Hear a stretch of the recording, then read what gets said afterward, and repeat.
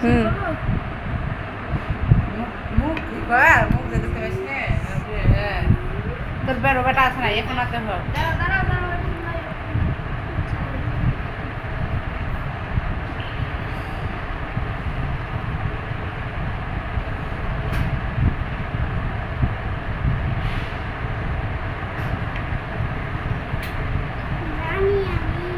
হ্যাঁ, খাওয়া খাও, এবার সবাই একটু একটু করে নিয়ে খাও।